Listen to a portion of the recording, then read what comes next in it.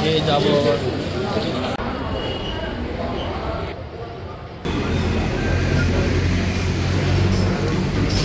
Hello বন্ধুরা, কেমন আছো তোমরা সবাই? রাজদীপ গ্যালারির নতুন একটি ব্লগে তোমাদের স্বাগত জানাই।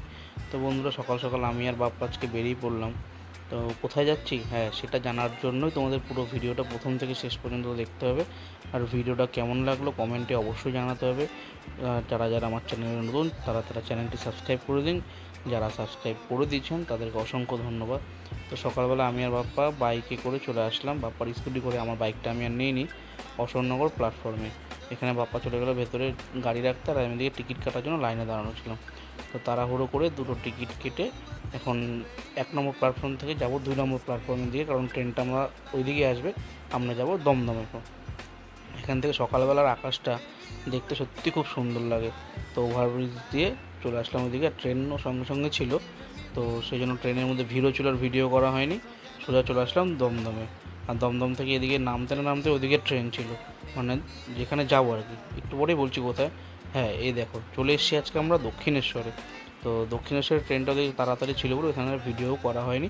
তো দক্ষিণেশ্বরে আসতে পরে এখানে পরে মেট্রোটা বেশ ভালো। তো মেট্রোর সাইড দিয়ে চলে আসলাম ফুট ওভারব্রিজ দিয়ে, স্কাই ওয়াক যেটা বলে, একদম পুরো যে রাস্তাটা সোজা মন্দিরে গিয়ে চলে গেছে। আর এখানে মূর্তিটা, আমরা যতবারই আগের ভিডিওগুলো দেখো, ওই মূর্তিটা দেখতে খুব ভালো লাগে। আর এখান থেকে না কাকারা এরকম কাকা দাদা জেঠিমারা এরকম ডাকে, সত্যি খুব খারাপ লাগে। কিন্তু আমরা যতবারই দক্ষিণেশ্বরে যাই, দক্ষিণেশ্বরের সাইডে যেখানে মন্দিরের ডালা পাওয়া যায় 11 নম্বর দোকানে আমরা ডালাটা রাখি, কারণ কাকুটা খুব ভালো আর বিশ্বস্ত। যতবারই আসি ততবারই ওইখানেই আমরা সব কিছুই রাখি। মন্দিরে না ঢুকে চলে আসলাম স্নানের এখানে, কারণ সকালবেলা যেহেতু এসেছি, আর গঙ্গা স্নান সত্যি খুব ভালো লাগে, ঠান্ডা ঠান্ডা জল। তো সকাল সকাল তাড়াতাড়ি করে স্নানটা সেরে আমি প্রথমে স্নান করে নিলাম, এরপর বাপ্পা করবে। কারণ যেহেতু ব্যাগ রাখার একটা ব্যাপার থাকে, ব্যাগ যখন তখন চুরি যাবে তার কোনো ঠিক থাকবে না যে কখন আমার ব্যাগ চুরি হয়ে গেলো, কী হয়ে গেলো। তো আমার স্নান কমপ্লিট করলাম আমি, করে দেন বাপ্পা গেলো স্নানের। দিকে গঙ্গাটা একদম শান্ত শিষ্ট গঙ্গা মনে হচ্ছে, ঠিক আছে, দূরের থেকে দেখতে খুব শান্ত লাগে, মাঝখানে গেলে পরে বোঝা যায় কীরকম। আমি স্নান কমপ্লিট করে বাপ্পা দিকে স্নান কমপ্লিট করছে, যাবো দেন পুজো দিতে। তো পুজো দিয়ে এসলাম, কারণ পুজোর এখানে তার ভিড়, ফোন নিয়ে যেতে পারবো না। ডালা যেখানে রাখা ছিল সেখান থেকে ব্যাগ ট্যাগ নিয়ে টোটালি আমরা বেরিয়ে পড়লাম মন্দিরের, মানে এখন বাইরে যাব। তো ভেলোরে যাওয়ার সেরকম কোনো একটা প্ল্যান ছিল না, কারণ বাড়ি যাওয়ার একটু তাড়া ছিল। সকালবেলা পুজো দিয়ে বেরিয়ে খিদে পেয়ে গেছে, তো এখন কোথায় যাবো। বাপ্পা বললো যে চল এখান দিয়েই খাওয়া দাওয়া করি। আর এখান দিয়ে দূরের থেকে দেখো মন্দিরটা কত সুন্দর লাগছে দেখতে। আর আমরা ছিলাম ভোজনালয়ের সামনে। এখন এখান থেকে খাওয়া দাওয়া করবো, সকালবেলার টিফিন খেয়ে সোজা এখান থেকে বাড়ির উদ্দেশ্যে রওনা দেবো। তো ঢুকে বললাম ভোজনালয়ের 3 নম্বর না 4 নম্বর কাউন্টারে, যাই হোক খেয়াল করিনি সেটা। তো এখান থেকে দেখতে পাই একদম পরিষ্কার পরিচ্ছন্ন পুরো জায়গা, দেখতে খুব একদম ফিট টিপটাপ, একদম হোটেল যেরকম থাকে। তো এখানে দেখছিলাম যে কী খাওয়া যায় না খাওয়া যায়। তো বাপ্পা বললো আমি কচুরি খাবো। ঠিক আছে তুই কচুরি খা, আমি ধোসাটা খাবো, মানে এখানে ধোসাটা খুব ভাল লাগে। বাপ্পা খাবে কচুরি, সেই কচুরি চলে এসছে। আর আমি যেহেতু খাবো ধোসা, একটু দেরি হচ্ছিলো। তা ধোসা খেতে গিয়ে সত্যি বোকা হয়ে গেলাম, আমি নিলাম প্লেন ধোসা। তো আমি জানি না যেখানে প্লেন ধোসার মধ্যে আলু ঠালু কিছু দেয় না। তো ওরা বললো যে মশলা ধোসা যদি নিত তাহলে ভেতরে থাকতো। তো পুরোটাই একদম শুধু শুধু ওইভাবে সাম্বার দিয়ে আর সাদা নারকেলের চাটনিটা দিয়ে ওইভাবেই খেয়ে নিলাম। লাস্টে বপ্পার কাছে একটা কচুরিও খেয়েছিলাম।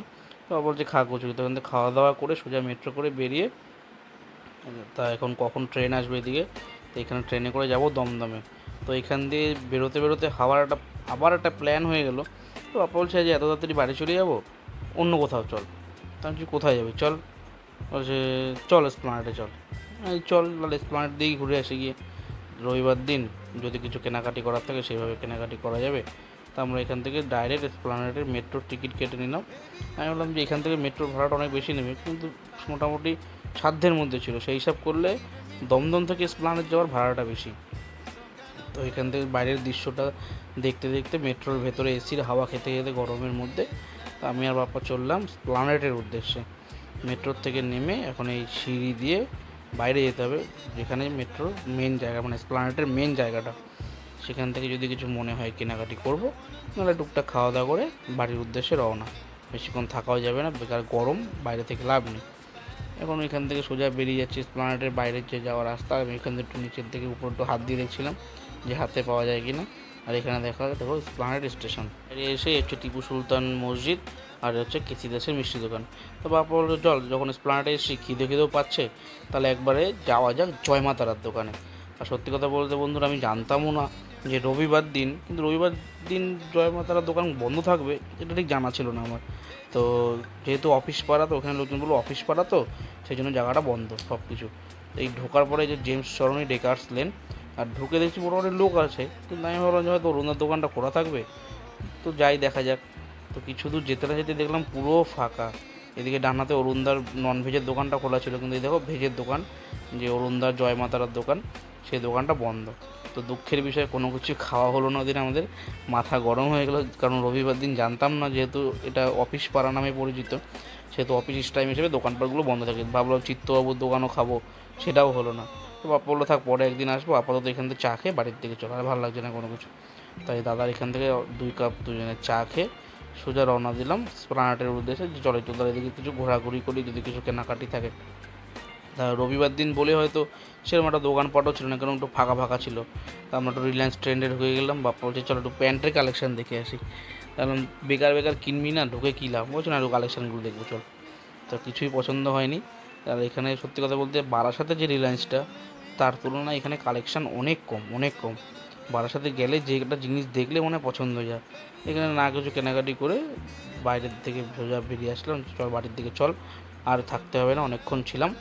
এখান থেকে সোজা বিল্ডিং ঘোরাঘুরি করে এদিক ওদিক দেখে এটা কি ওইটা কি এইসব দেখতে দেখতে আবার চলে আসলাম মেট্রো স্টেশনের ভেতরে, কারণ এখান থেকে দমদমে মেট্রো ধরতে হবে, ধরে দেন যাবো বাড়িতে। আর গরমও লাগছিলো, সেদিন মারাত্মক গরম ছিল, এরকম যদি বৃষ্টি ওয়েদার হতো খুব ভালো হতো চলে। তো এখানে কিছুক্ষণ দাঁড়ানোর পরই মেট্রো আমাদের সামনে দিয়ে আসবে এক্ষুনি। তো ওয়েট করছি কতক্ষণ আসবে, আর ভালো লাগছে না, বাড়ি কখন যাবে এরকম মনে হয়, যেহেতু কলকাতায় এখন আসা হয় না, আসলেই খুব কষ্ট হয়। এদিকে হচ্ছে এসপ্ল্যানেড আর ওদিকে গেলে হচ্ছে চাঁদনি। তো মেট্রো সঙ্গে সঙ্গে ছিল, বলতে বলতে মেট্রো চলে এসছে আমাদের।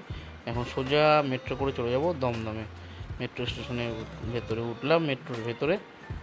আর মেট্রোর ভেতরে ঢুকলে সত্যি একটা শান্তি লাগে, কারণ বলতো ভেতরে এসি তো সে আরাম লাগে, বাবা কিছু ও কী আরাম। তো মেট্রোর হাওয়া খেতে খেতে চলে এসেছি দমদমে, পাতাল মানে নিচের থেকে সোজা চলে এসছে মেট্রো উপরে। এখন এখান থেকে সোজা নেমে যাব, ট্রেন ধরতে হবে।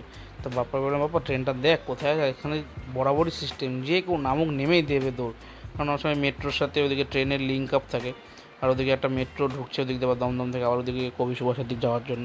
তো আমরা তাড়াহুড়ো করে এখানে নামছিলাম, কারণ আমাদের ট্রেনটাও 5 নম্বর প্ল্যাটফর্মে ছিল, সেখানে অত দূর যেতে হবে, কারণ 1 নম্বর থেকে 5 নম্বর অনেকটা জায়গা, আর প্রচণ্ড ভিড়ও থাকে। তাই আমরা তাড়াহুড়ো করে 1 নম্বর থেকে বেরিয়ে সোজা 5 নম্বর প্ল্যাটফর্মে উঠবো। এখানে 4 আর 5 বাড়ি যাওয়ার ট্রেনটা এখানেই দেবে। বাবা এখান থেকে পেয়ারা কিনছিল, কারণ পেয়ারা খাবে, পেয়ারা খেতে চলছে। তো বললাম চল পেয়ারা খাই। পেয়ারা খেতে খেতে ট্রেনে আসলো, আর ট্রেনে উঠে একটু ঘুমিয়ে পড়েছিলাম বলে ভিডিও করা হয়নি। অশোকনগর স্টেশনে এসে আমি একটু হালকা বলে দিয়ে আকাশ দিয়ে দেখলাম, দেখলাম সেই মেঘ।